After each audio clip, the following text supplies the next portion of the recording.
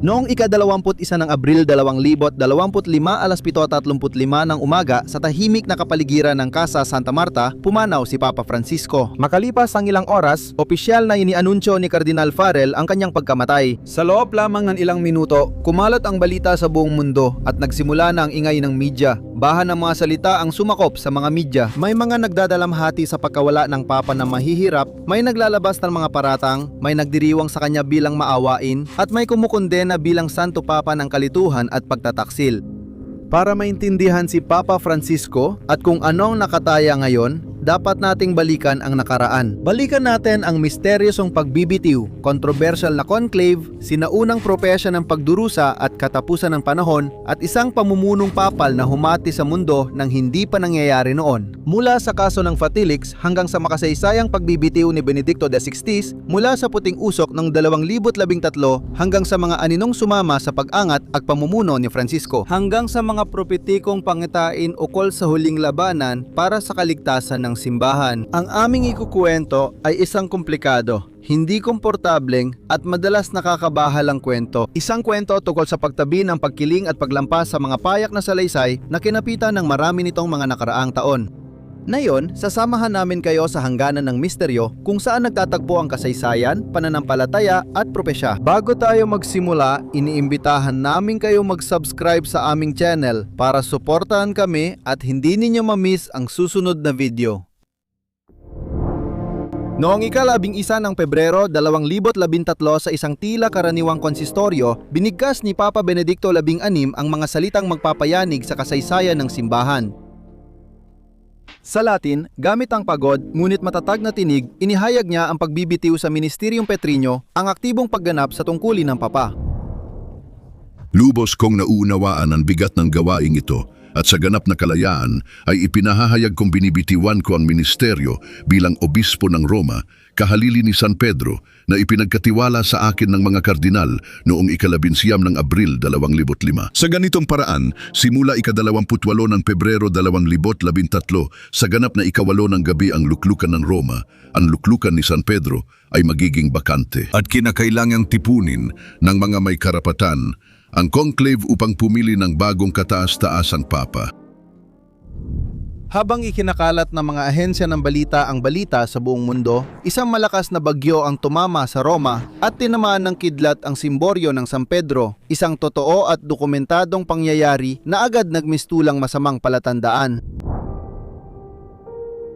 Sinasabi ng opisyal na bersyon na ang Papa ay napagod, pinabigatan ng katandaan at nahirapan sa pamumuno ng simbahan sa mabilis magbagong mundo. Ngunit sa mas mapanuring tagamasid, may lumitaw na pagdududa at hinala.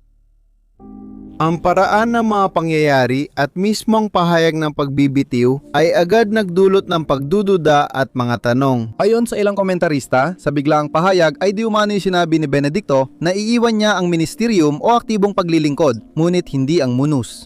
Isang sakramental na mandato na tuwirang nagmumula sa Diyos sa pamamagitan ng eleksyon. Sa batas kanoniko, ang pagkakaibang ito ay hindi lang formal, kundi mahalaga. Ang pagtalikod sa ministerium, ngunit hindi sa munus, ay nagbubukas ng posibilidad na si Benedicto ay nanatiling papa sa espiritual na diwa. Pero bakit isang kilos na ganito kalabo? Posible kaya na si Benedicto XVI ay gumawa ng isang hakbang na hindi lang nakakagulat at bago, kundi inilalagay pa ang buong simbahan sa isang posisyon na, gaya ng makikita ninyo, ay magdudulot ng krisis sa mismong pag-iral nito. At higit sa lahat, bakit bigla siyang magpasya na magbitiw? Ngayon, sagutin natin ang huling tanong. Bakit nagbitiw si Benedicto? Ayon sa opisyal na bersyon, nagbitiw si Benedicto dahil sa katandaan, sakit at pagod, kaya hindi na niya kayang gampanan ang mabigat na tungkulin. Ngunit para magkaroon tayo ng mas malinaw na ideya tungkol sa bigat na pasan ni Benedicto XVI, kailangan nating balikan ang isang hindi gaanong balanseng pangyayari, kapansin-pansin, ngunit mahalaga, ang kaso ng Fatilix. Noong 2012 isang taon bago ang pagbibitiw, sumabog ang isang iskandalong walang kapantay. Ninakaw at ibinigay sa media ang mga lihim na dokumento mula sa apartment ng Santo Papa. Ipinakita ng mga dokumento ang mga alitan, katiwalian at laro ng kapangyarihan sa loob ng Vatican. Lumabas ang isang nakakasirang larawan, ang Curia Romana, imbes na suportahan ang Santo Papa ay nababalot ng alitan, iskandalo at irregularidad sa pananalapi. Ang puso ng simbahan ay nababalot ng pagdududa at pagtataksil. Si Paolo Gabriele, ang personal na mayordomo ni Benedicto, ay inaresto bilang pangunahing responsable sa paglabas ng mga impormasyon. Marami ang nagtanong, nag-iisa lang ba siya o may mas malalaking puwersang gustong pabagsakin ang pontipikado mula sa loob? Noong Marso 12, 2013 sa Capilla Sistina, nagsimula ang pinaka hindi inaasahang conclave sa kamakailang kasaysayan. 118 na kardinal ang nagtipon sa ilalim ng mga fresko ni Michelangelo, dala-dala ang mga pag-asa, takot at tensyon ng isang sugatang simbahan. Matapos ang 5 balota noong hapon ng Marso, 13 puting usok ang lumitaw sa mga bubong ng Roma. Ang mga tao sa Plaza San Pedro, basang-basa sa ulan, ay napasigaw sa ginhawa nang lumabas si Kardinal Jean-Louis Thuram sa balkonahe at binanggit ang bagong pangalan. Halos hindi kilala, Jorge Mario Bergoglio, Arsobispo ng Buenos Aires. Ang bagong papa ay nagpakilala ng may nakakagulat na kasimplehan. Ilang segundong katahimikan, isang mahiyaing ngiti, at isang kahilingang ipagdasal siya ng mga tao bago pa man siya magbigay ng basbas. Ang pangalan na Francisco ang pinakamalaking senyales. Paggunita kay San Francisco ng Assisi, simbolo ng kahirapan, kababaang loob at radikal na reforma. Sa unang tingin, parang simula ito ng isang bagong panahon. Isang mas simpleng simbahan, mas malapit sa mga dukha at nasa laylayan at hindi nabibigatan ng karangyaan at formalidad noon. Sa kabila ng kaanyuan ng kasariwaan, may malalalim na katanungang umiiral. Mga tanong na noong una ay mahina lang, pero sa mga sumunod na taon ng pontipikado ni Francisco ay sasabog ng buong lakas. Ang tanong ay kumalat mula sa maliliit na grupo hanggang sa mas maraming mananampalataya at nakakatakot dahil sa pagiging simple nito. Si Papa Francisco ba ay lehitimong nahalal? Si Bergoglio ba talaga ang Papa? Para masagot ito, dapat tayong gumalik sa puso ng misteryong binuksan ni Benedicto XVI. Kung hindi balido ang pagbibitiw niya at si Benedicto ay nanatiling may hawak ng munus petrino kahit umatras siya, hindi may tuturing nga lehitimong kahalili ni Pedro si Jorge Mario Bergoglio. Kung ang kahalili ni Pedro ay wala at ang apostolikong paghalili ay natigil kay Benedicto XVI, pumasok na ang nakikitang simbahan sa pinakamadilim nitong panahon. Mula sa sandaling yon, sa katunayan, bawat kilos, bawat salita, bawat pagtatalaga, bawat galaw ng bagong papa ay magkakaroon ng dobleng bigat. Yaong bigat ng isang tunay na namumuno o ng isang taong, alam man niya o hindi, dinadala ang simbahan sa katuparan ng pinakakakilabot na mga propesya.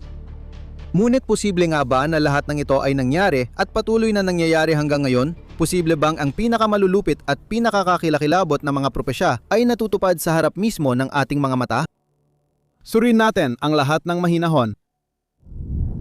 Tulad ng nakita natin, umiikot ang lahat sa isang Latin na salita, munus. Sa batas kanoniko, ang munus ay hindi lang basta practical na tungkulin ng pamumuno. Ito ang sakramental na mandato at misyon na tuwirang natatanggap mula sa Diyos sa mismong sandaling tanggapin ng Papa ang pagkahalal sa luklukan ni Pedro.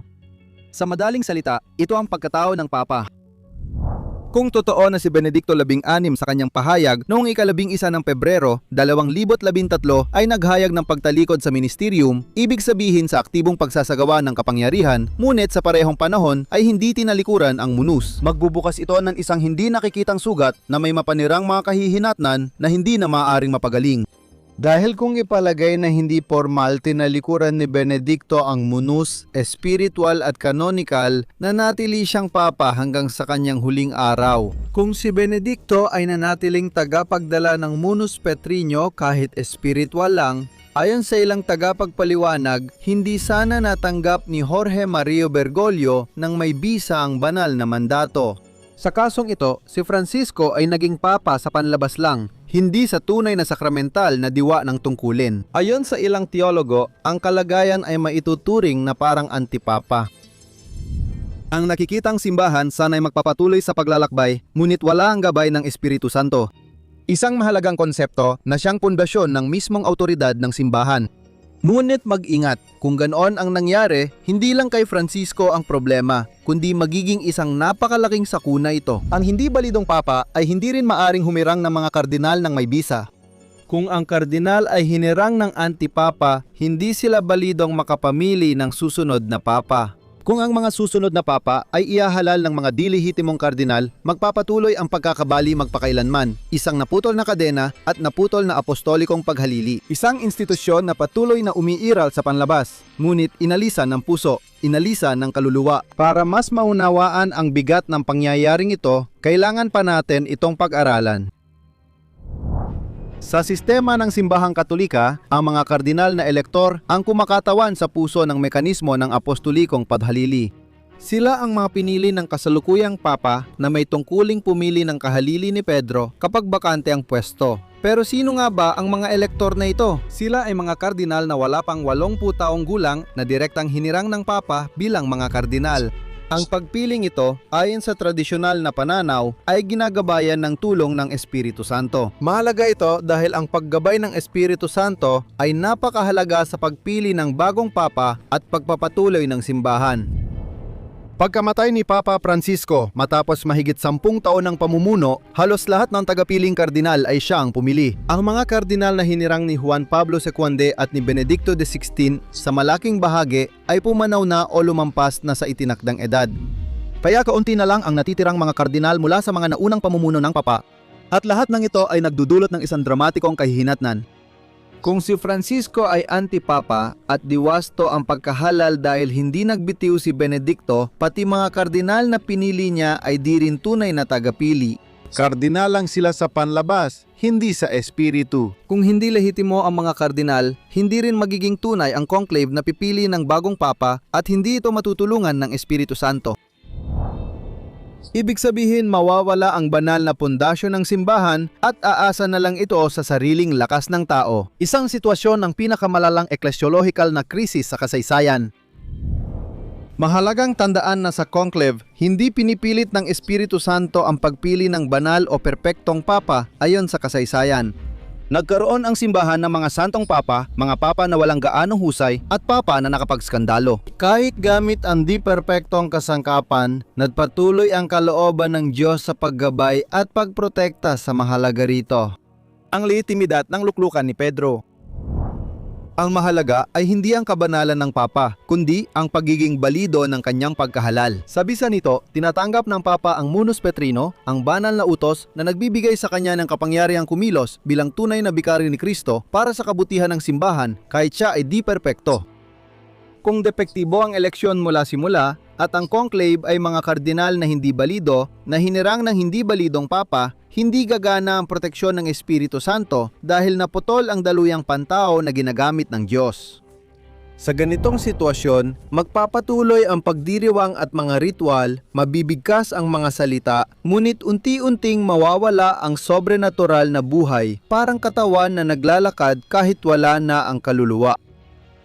Sabi ng ilang taga-masid na pabor sa teoryang ito, ganito raw ang kalagayan ng simbahan na yon at tila walang solusyon o kaya'y napakapambihira ng mga ito. Ang una ay mangangailangan ng direktang pakikialam ng Diyos, isang kahanga-hanga at hayag na kilos na puputol sa siklo ng pagkakamali, magpapagising sa ilang tapat at muling magtatatag sa simbahan sa bagong pundasyon ng kadalisayan at katotohanan. Isa pang solusyon ay ang natitirang tunay na naordinahang mga kardinal mula sa panahon ni na Juan Pablo II at Benedicto XVI ay maghalal ng bagong papa, ngunit tila napakalabong mangyari ito. Ayon sa ilang mga taga-masid, mas malamang na tayo ay pumapasok na sa panahon ng dakilang pagdadalisay. Ipinahayag ito ng maraming propesya tulad ng sa Fatima o ng mas matatandang propesya pa gaya ng kay Beata Emmerich o ni San Francisco. Sa loob ng maraming siglo, bahagi ito ng kasaysayan ng Kristyanismo, ngunit na yon ay may mas dramatiko at tila di may iwasang bagong kahulugan. Sa ikatlong lihim ng Fatima na isinapubliko noong 2000, binanggit ang obispong nakaputi na tumawid sa wasak na lungsod na puno ng bangkay at guho bago siya mapatay ng mga kaaway. Si Sor Lucia, ang tagakita, ay nagkwento na nagkaroon siya ng impresyon na ang obispong yon ay ang Santo Papa, ngunit hindi niya ito sinabi ng may katiyakan. Isang nakakabahalang detalye na madalas ituring ng iba bilang palatandaan ng pamimeke o panlilinlang. Isang papa na tila tunay na papa pero hindi lubos na ganon. Dagdag pa rito ang isa pang kakaibang bagay. Ang unang dalawang lihim ng Fatima, ang impyerno at ikalawang digmaang pandaigdig ay malinaw, tuwiran at walang pag-aalinlangang isinulat. Ang ikatlong lihim naman ay biglang naging simboliko, madilim, na parang may kulang o parang ito ay namanipula. Maraming eskolar at kardinal sa paglipas ng mga taon ang naduda na ang mas malinaw na nilalaman ng ikatlong lihim, yung tumutukoy sa isang krisis sa loob ng simbahan at apostasiya sa mga namumuno nito ay hindi kailanman ganap na isiniwalat. Gayun din, tila hindi ka panipaniwala na ang ikatlong lihim ng Fatima ay tumutukoy sa pag-atake kay Juan Pablo II. At ang nagsabi nito ay hindi tagalabas o mahilig sa teorya ng sabuatan, kundi si Benedicto XVI mismo na nagsabing nagkakamali ang sinumang akala'y tapos ng propesya ng Fatima. Kung susuriin ang mga pangitain ng mga santo at mistiko gaya ni Ana Catarina Emmerich, ang beata mula Alemanya noong ika-19 na siglo, mas komplikado ang sitwasyon. Matatagpuan natin ang paglalarawan ng isang simbahan ng kadiliman na itinayo laban sa tunay na simbahan, pinamumunuan ng mga naligaw na pastol at isang papa na tumatakas at walang magawa sa paglaganap ng kasamaan. Sa nakakatakot na pangitaing ito, idinagdag pa ang kay San Francisco ng Assisi na bago mamatay ay hinulaang maupo sa trono ng papa ang isang hindi kanonikong papa na magdudulot ng iskandalo at kalituhan sa mga mananampalataya. Ang mga propesyang ito na sa loob ng mga dekada ay tila malayo sa katotohanan ay muling naging tampok ngayon. May naniniwala na napilitang magbitiw si Benedicto XVI bilang papa pero hindi niya tuluyang iniwan ang tungkulin. Kasabay nito, tinitingnan si Papa Francisco bilang anti-papa. Ngayon, ang pagiging papa ni Francisco at ilan sa kanyang pinaka-kontrobersyal na kilos ay nagdulot ng matinding pagkakahati sa mga naniniwalang martir si Benedicto XVI at anti-papa si Papa Francisco na sumisira sa simbahan. Sa aming palagay, ito ay isang pinasimpleng pagbasa, ngunit malaki ang naging epekto nito sa malaking bahagi ng publiko. Gaya ng sabi namin sa simula ng video, kung titingnan natin ang realidad ng walang pagkiling at may bukas na isipan, mas nagiging masalimuot at misteryoso ang lahat. Para maintindihan ito, kailangan nating sagutin ang isang tanong. Ano ang naging responsibilidad ni Benedicto XVI sa lahat ng ito? Inilalarawan ng mga naniniwala na antipapa si Papa Francisco si Benedicto XVI bilang isang bilanggong papa na napilitang bumitiw para mailigtas kahit man lang ang isang bahagi ng simbahan. Kung ganun nga ang nangyari, hindi maiiwasang itanong, bakit hindi piniling manatili ni Benedicto sa posisyon at lumaban hanggang huli, gaya ng maraming santo at martir sa kasaysayan ng simbahan? At bilang isa sa pinakabihasa sa tradisyon at batas ng simbahan, alam niyang ang bahagya o malabong pagbitiw sa ministeryo ng Pedro ay posibleng magdulot ng hindi na maayos na sira sa apostolikong paghalili. Isang puwang na, ayon sa mga taga-suporta, ay magbubukas ng daan sa pag-angat ng antay-papa.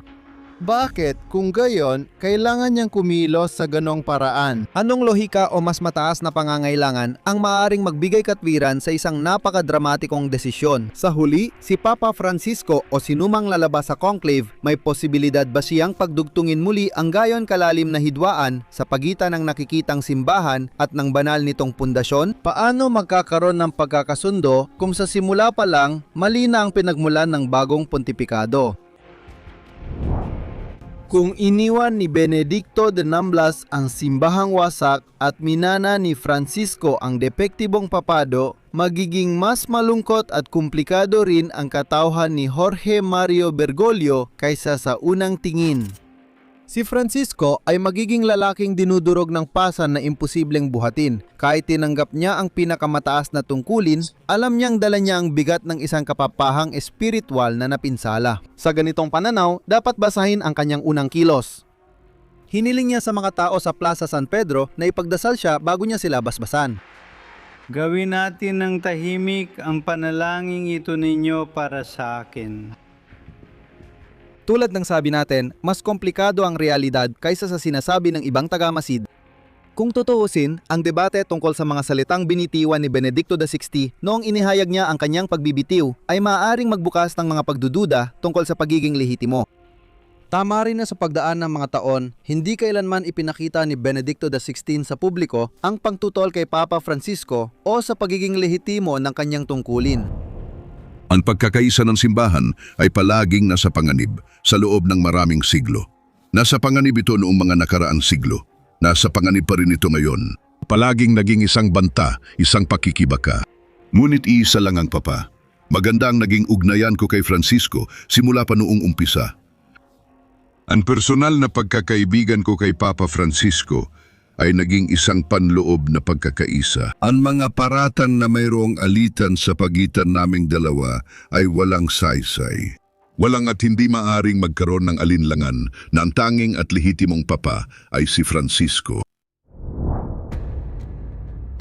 Hindi lang ito ang pagkakataong sinabi ni Benedicto na si Francisco ang tunay na papa, marami pang iba sa mga sumunod na taon. Kaya ang ideya na si Benedicto ay kumilos sa anino kahit may malinaw na pahayag ay nagiging walang batayan o nagdudulot ng duda sa kanyang katauhan na nililinlang ang sarili niyang mga tao at saka kumikilos ng palihim. Ang nananatiling hindi pa rin malinaw ay ang tunay na dahilan ng kanyang pagbibitiw. Mahirap itong iugnay lamang sa pagod o sa kawalan ng kakayahang pamunuan ang Vatikano. Ang hinala na si Benedicto ay naharap sa malalaking eskandalo na kayang yugin mula sa loob ang katatagan mismo ng simbahan ay tila napakatotoo. Malinaw ring lumitaw ang impresong ito sa 2010 press conference habang papuntang Portugal nang sagutin ni Benedicto ang tanong ni Padre Lombardi tungkol sa ikatlong lihim ng Fatima at pagdurusa ng simbahan. Ang mga pag-atake sa papa at sa simbahan ay hindi lamang nagmumula sa labas, kundi ang mga pagdurusa ng simbahan ay nagmumula mismo sa loob ng simbahan, mula sa kasalanang umiral sa loob ng simbahan.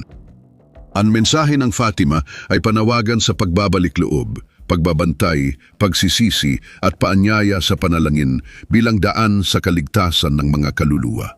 Sa mas malalim na pananaw, masasabi nating hindi pa tapos ang mensahe ng Fatima.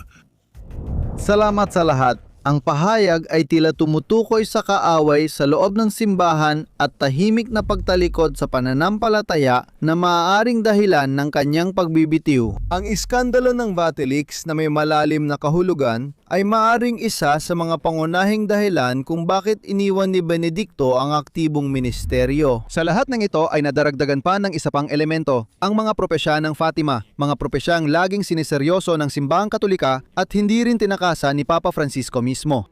Kahit magkaiba sina Francisco at Benedicto, ilang araw lang matapos lumala ang digmaan sa pagitan ng Russia at Ukraine, gumawa siya ng makasaysayang hakbang. Unang beses niyang tinupat ang hiling ng Birheng Maria kay Sister Lucia at solemneng itinalaga ang Rusya sa kalinis-linisang puso ni Maria. Kaya naman, ina ng Diyos at aming ina, solemne namin ipinagkakatiwala at itinatalaga sa iyong kalinis-linisang puso ang aming mga sarili, ang simbahan at ang buong sangkatauhan, lalo na ang Rusya at Ukraine. Tanggapin mo ang gawain ito na may tiwala at pagmamahal.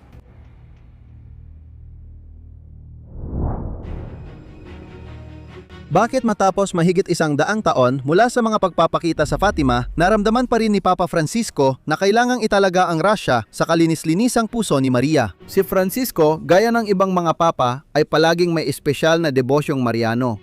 Bago at pagkatapos ng bawat mahalagang paglalakbay, pumupunta siya sa Santa Maria Maggiore na pinili rin niyang maging libingan na tila nadarama rin ang gayunding propetikong pagkabalisa. Marahil nararamdaman niya na ang pinakamapanganib na kaaway ng simbahan ay hindi lang panlabas, kundi nagkukubli rin sa sariling puso. Marahil ramdam niya ang panganib ng pagtalikod sa pananampalataya ng mga pinuno ng simbahan, ng pandaigdigang digmaan at ng banta na balang araw ay maaring may magpawalang lehitimo sa mismong papado at putulin ang apostolikong paghalili. Ang teorya ng dalawang papa ay maaring magdulot ng pagkakabaha-bahagi at pagpapawalang bisa sa papado. Dahil, gaya ng nakita natin, kung tatanggapin natin kahit bilang palagay lang ang teorya ng hindi ganap na pagbibitiw ni Benedetto XVI, kung gayan bawat susunod na uupo sa trono ni Pedro, kabilang na ang mga susunod pa, ay nanganganib na hindi naganap na lehitimo. Hindi nakikilos sa gabay ng Espiritu Santo, kaya titigil ang simbahan sa pagtupad ng tungkulin. Sapat na ang mga elementong ito upang mapalakas ang pangamba kaugnay ng sinaunang propesya sa katapusan ng panahon. Wala tayong tiyak na sagot sa mga tanong na ito tulad ng sinabi namin mula simula pa lang. Ito ay isang komplikadong kwento na maaring iba ang realidad kaysa sa nakikita. tulad ng palagi naming ginagawa. Inaanyayahan namin kayong iwan ang inyong opinyon sa mga komento. At kung nagustuhan ninyo ang video at nais ninyong suportahan ang aming trabaho, huwag kalimutang mag-subscribe sa aming channel. Hanggang sa susunod na kwento.